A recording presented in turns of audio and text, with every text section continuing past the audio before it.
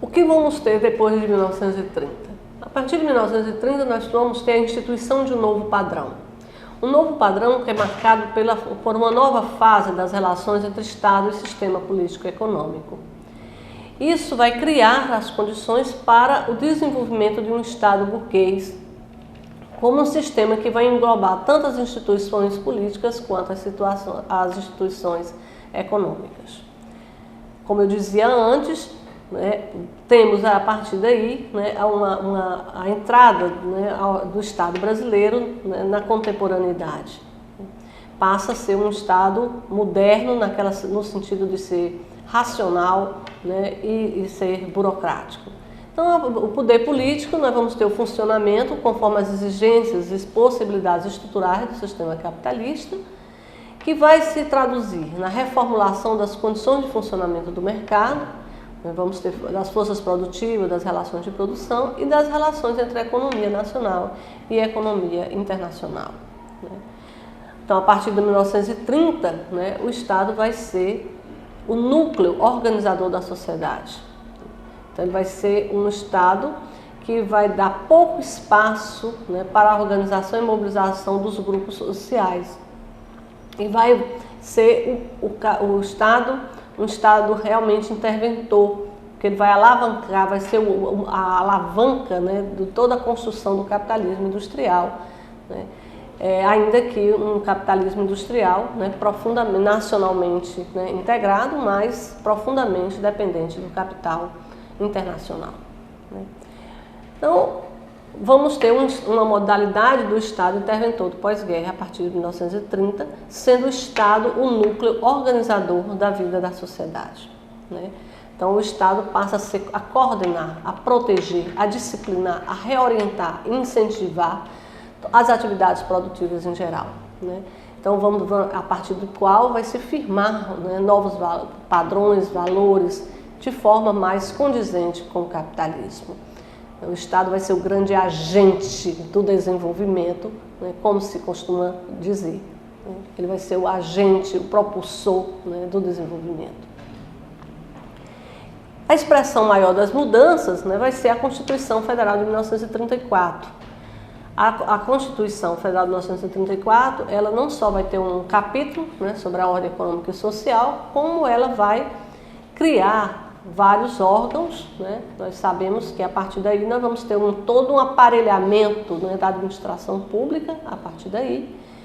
Inclusive a constituição de quadros burocráticos competentes, com formação específica em relação a isso, formulação de planos, né, vários planos, nós vamos conhecer os vários planos de desenvolvimento que surgem a partir daí, muitas leis e decretos, né, inclusive regulando todos os setores da vida social. A partir daí, nós temos, por exemplo, maior expressão disso em 1943, a CLT.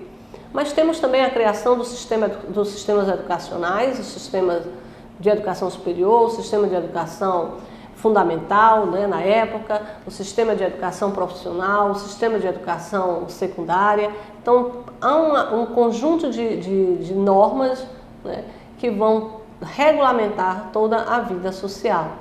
E a partir daí, a promoção de um amplo debate, né, sobre a realidade nacional. É muito conhecido dessa época toda a emergência, né, do pensamento nacional, inclusive com grandes pensadores que representam esse debate, como Oliveira Viana, né, que é um dos grandes representantes, né, desse debate. Na área de educação, Anísio Teixeira, etc. E a cidadania, né? Qual é o impacto que isso vai ter sobre a cidadania? Em primeiro lugar, é preciso que a gente diga o que é ser cidadão, né? Ser cidadão é ser titular de direitos civis, direitos políticos e direitos sociais.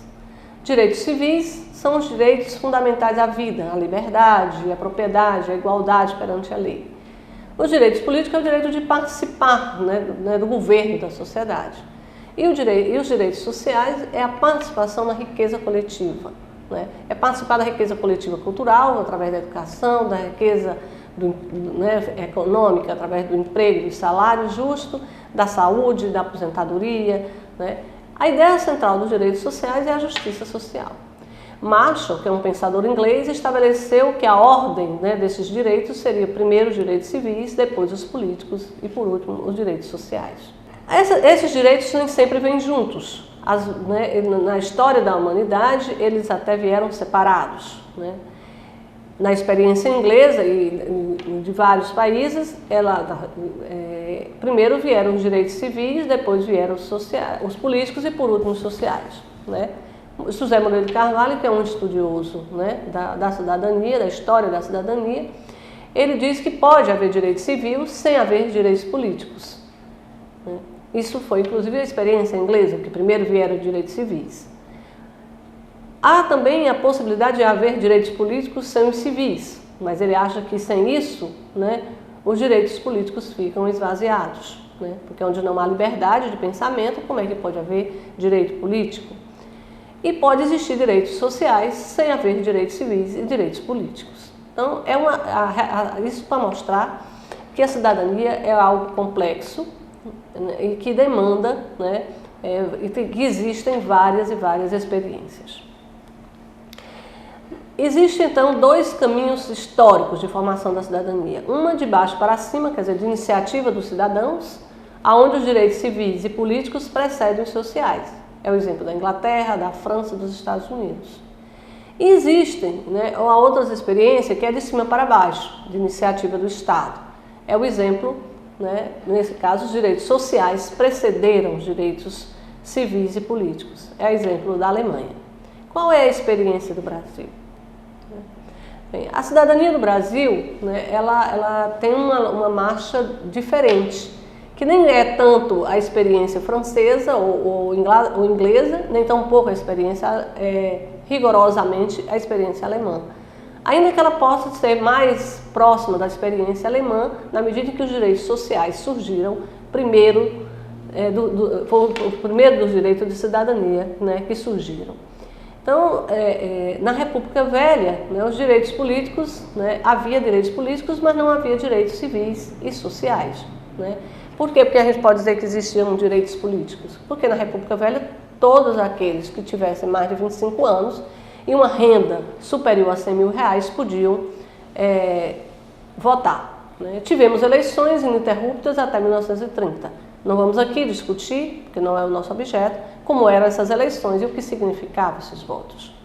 De 1930 a 1964, nós vamos ter direitos sociais sem direitos civis e direitos políticos, né? Inclusive os direitos políticos às vezes não existiam e às vezes eram limitados.